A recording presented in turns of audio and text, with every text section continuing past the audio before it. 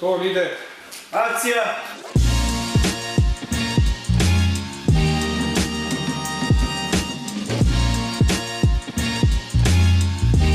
Orao zove petla.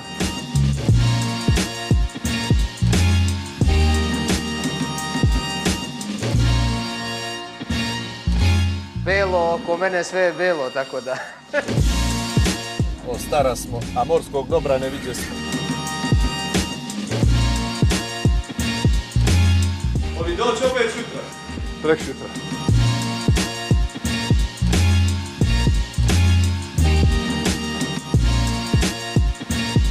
Gledaj što se razobadalo.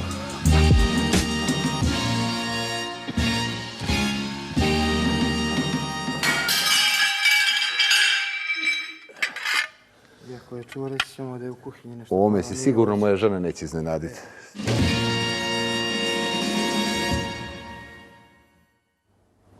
Imali ste priliku da uživate u kadrovima koji su nastali prilikom snimanja emisije Dnevnica. Konkretno riječ je o snimanju druge sezone koja se večeras završava. Moja gošća Biljana Savićević i Vladan Otašević ispred Dnevnice. Te prije svega dobro jutro i dobro nam došli. Dobro jutro, Spase. Sezona se završava. Dobro jutro i ekipi koja realizuje ovaj program. Ne znam da li se neko sjeti i njih, pošto sam ja u tom tehničkom dijelu. Volim da ih pomenem, da kažem dobro jutro ljudima koji su iza kamera, koji su u režiji i dobro jutro gledaocima vašeg jutarnjeg programa. Ja ću dobiti informaciju vrlo brzo, vjerojatno zahvaljuju ih kolege koje smo pozdravili. Sezona se večeras druga završava.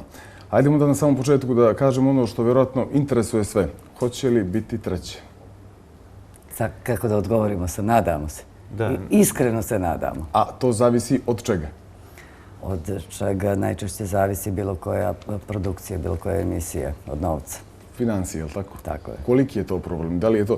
Ovo kažem budući da vjerujem da će se veliki broj građana i građanki Crne Gore razočarati ukoliko ne počne da se snima treća sezona Dnevnice, pa hajdemo da približimo koliko je veliki taj problem. Je li izvjesno više da će biti treće sezone ili da neće? U ovom trenutku čemu ste bliži?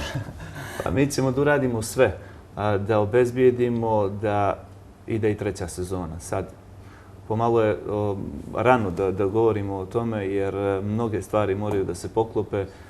Pomenuo si financije, dakle, u Crnoj Gori da bi se nešto proizvelo imajući u vidu da smo relativno malo tržište, treba isto novca koliko za sličnu epizodu na nekom većem tržištu koje može da omogući ovaj finansijski feedback.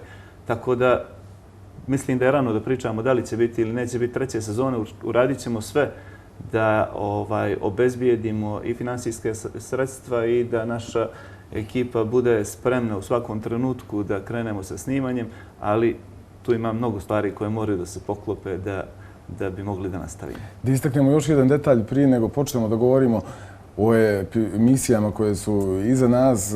Dokaz koliko ste popularni u našoj zemlji jeste i taj da kad posjetite neki grad i idete kombijem, jel tako, koji je dizajniran za tu priliku i piše onako Dnevnica na dužu čitavog kombije, ljudi kako reaguju, oduševljeni su, jel tako? Dakle, to je samo jedan od dokaza koliko ste popularni i interesantni stanovnicima Crne Gore. Nerijetko nam se dešava i jedan od tih primjera, desio se u Ulcinju. Prije nego što smo uspjeli da parkiramo kombi, bukvalno ugasimo auto, čovjek je dotrčao sa rive i rekao ne znam za koga radite, ne znam ni ko radi. Nije mogao ni vidjeti u tom trenutku jer Suzana Lazović nije bila sa nama u kombiju. Ostavio 20 € i otišao. Dešava li se tako? Ili da čovjek koji je također u Ulcinju zaustavio saobraćaj na glavnoj ulici i otišao da ubaci u kutiju novac, zaustavio je kola kad je vidio kombi Dnevnice, donirao i vratio se, nastavio svojim putem. Htio sam to da kažem, upravo često se to dešava. Dakle, ljudi su prepoznali Dnevnicu kao jedan zaista human projekat i žele da budu dio te priče.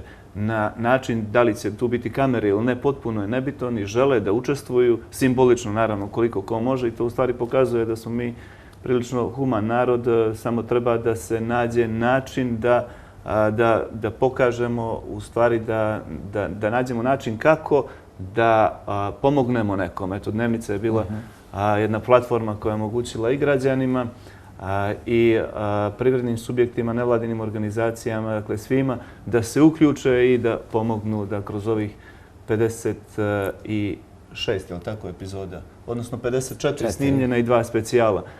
Dakle, to je već 54 porodice kojima smo uspjeli da pomognemo i to je, mislim, jedna značajna pomoć, imajući u vidu da je relativno mala produkcija, ali veliki posao smo. Hajdemo da sublimiramo prethodne 2 sezone u najkraćem i da ukažemo na neophodnost realizacije i 3. sezone. Više od 50 porodica ste uspjeli da pomognete, sakupili ste više od 200.000 eura u obje sezone. Koje su to emisije bile najgledanije? Imate li tu informaciju? Naravno da imamo, ali nećemo reći. Zbog? Pa zbog svih onih ljudi koji su učestvovali u Dnevnici, jeste. Dakle, svi oni koji su se odazvali našem pozivu i učestvovali, zaista su sa svega srca to uradili. Koristili su sve svoje lične kapacitete, svoje prijatelje, svu svoju mentalnu i fizičku snagu da odrade taj snimajući dan.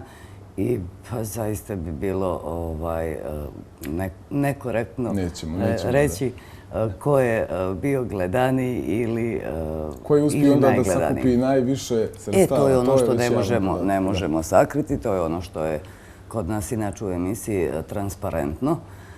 I to je u ovom trenutku, do kraja ove 2. sezone, Goran Bolojević radeći u Nikšiću. Sakupio je ukupnu vrijednost od 10.300 eura. Na drugom mjestu ko se nalazi? Pa ja ne bih pravio top listu. U svakom slučaju to je jako značajno da su svi oni koji su učestvovali u emisiji, što kaže Bilja, sve svoje kapacitete uložili u to da sakupe što više novca. Oni su tog dana, znači tog jutra, stekli nove prijatelje, neko je od njih mnogo očekivao i oni su se potrudili. Dakle, angažovali su veliki broj ljudi da se uključe, jer u sklopu Dnevnice, gledaoci to znaju, postoji jedan zadatak koji je akterov. Akter animira ljude, pokušava da prikupi novac. Na tom zadatku se najviše novca i prikupi. I oni su, dakle, zaista se potrudili da to bude tačka na čitavu emisiju i da sakupe što više. Neko je uspio uz pomoć malo jačih privrednih subjekata da sakupi skoro 10 i više hiljada eura, neko uz pomoć svojih prijatelja. Sve je to relativno, ali opet kažem, značajna je pomoć i onoga koji je sakupio 1.000 eura i onoga koji je sakupio 10.000 eura. Da li se nakon što je završeno snimanje neka od javnih ličnosti, odnosno da li je neka od javnih ličnosti nastavila da pomaže? Gotovo svi. Svi? I nakon što su se kamere ugasile, nakon što više... Tako, oni su onog trenutka kad su ušli u nečiji dom postali, zaista nije to fraza, nečiji heroji i gotovo svima se desilo i dešava se i dalje da porodice za koje su radili ih i kasnije kontaktiraju i da im oni kontinuirano pomažu. Pa ako bi sad uspjeli da, mislim, to je jako teško i zato što skoro se ne može izračunati, ali imajući u vidu da je finansijska pomoć koju smo uspjeli da obezbijedimo za te porodice negdje oko 200.000 eura, a pomoć koja je bila u raznom materijalu, drugim sredstvima, garderobi i šta je sve tu bilo, siguran sam da iznosi još najmanje toliko koliko je novca sakupljeno. Tako da pomalo me strah da kažem koliko u stvari pretpostavljamo da je Dnevnica za 2 sezone uspjela da obezbijedi pomoć i da je to neko na početku kad smo snimili prvu epizodu, taj prvi pilot sa Mladenom Nelevićem, da je neko pomenuo da ćemo za 2 sezone uspjeti sve to da obezbijedimo, da napravimo tako gledanu i korisnu emisiju.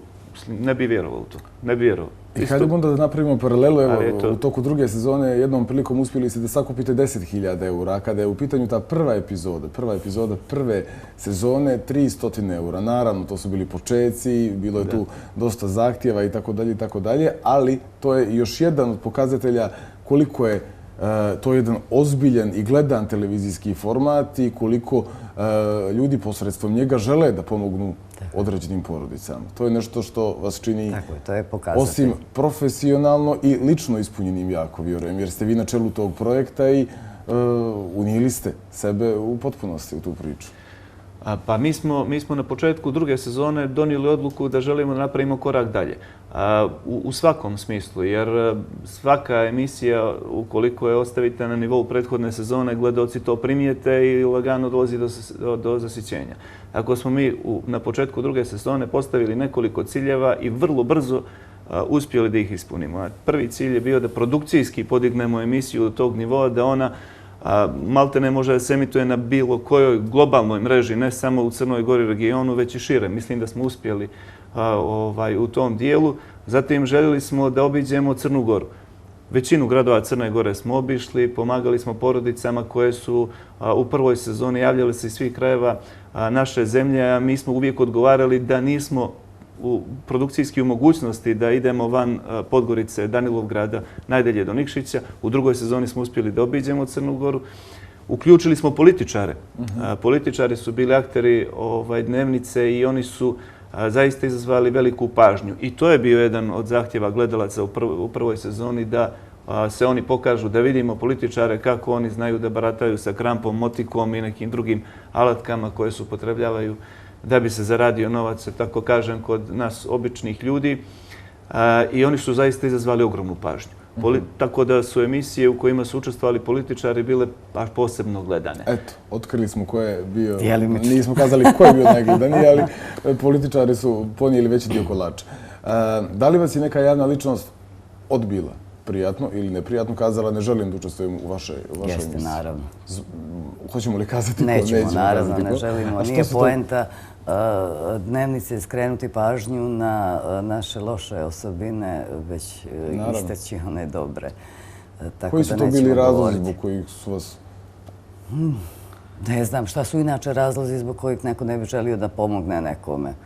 Ne želite lično da se angažujete. Reći da nemate vremena, to je okej, nemamo svi uvijek vremena, ali reći da nemate 2 godine vremena je baš ni jedan dan razlog u koji ne vjerujemo.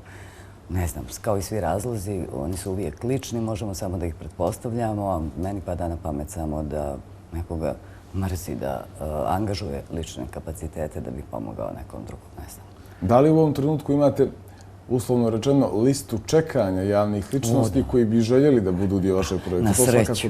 Na sreću imamo i tu listu. I kako donosite odluku ko će da bude glavni aktor vaše naredne priče? Pa na kolegijumu uglavnom razgovaramo ko su ljudi koji treba da učestvuju i samo da kažem da ne bi bilo da gledaoci pogrešno shvate, nije bilo mnogo tih koji nisu htjeli da učestvuju. 2 osobe, je li tako, su samo odbile učešće u Dnevnici iz razloga što nisu imali vremena. Svi ostali, naravno, su prihvatili. Tako da je ogroman procenat onih aktera koji su htjeli da budu dio ovog humanog projekta. I hajdemo za sam kraj. Za sada su to bile javne ličnosti... Nemoj za sam kraj, možda mi još malo mogli pričati. Možemo još malo, tako. U 9:30 smo u programu, ali nakon 9:30 nastavljamo. Eto, otišlo mi je pitanje iz glave. Nema veze. Evo ja ću nešto reći dok se ono tebi ne vrati. To je poznat moment kod voditelja. Moramo pomenuti ljude koji su nam pomogli da ovu emisiju, ove 2 sezone i nadamo se neku narednu, odradimo onako kako smo odradili. Prije svega televizija Vijesti, koja je imala razumijevanja za eventualna, a rijetka kašnjenja u donošenju materijala. Dalje, to je naš glavni prijatelj i partner emisije, Ideja Marketi. Oni su, recimo, sa njihove kase izašlo 14.500 samo u ovoj sezoni vrijednosti eura, vrijednosti namirnica, od čega su oni donirali polovinu. Polovinu toga smo kupili za novac koji je zarađen. Banka hrane.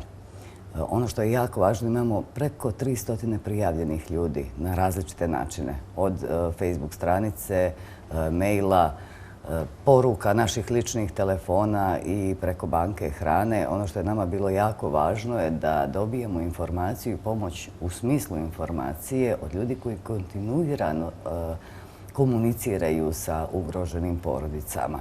Jer mi nemamo mogućnost da provjerimo da li je u nekom kratkom vremenskom roku, da li je nešto zaista tako. Tako da banka hrane nam je tu puno pomogla Da, ako neko u Crnoj Gori preporučujući. ima spisak ugroženih porodica, to su Onda zaista jeste. oni i sa kakvim se sve nekim- problemima sreću da bi mogli sve to U da... nekim gradovima kao što su Stvar se radi Berane, za nas. Cetinje i Budva I Tivat. i Tivat, uključili su se i opštinski centri koji za grad ste- socijalni rad i opštinske kancelarije Crvenog krsta i hvala im. Koji grad ste najčešće posjećivali prilikom snimanja? Podgorica. Podgorica je to bilo pitanje. Da. Mada uglavnom Podgorica je najveći grad, tako da je tu Tako je. najveći broj privrednih subjekata koji su željeli da pomognu. Zbog toga je Podgorica.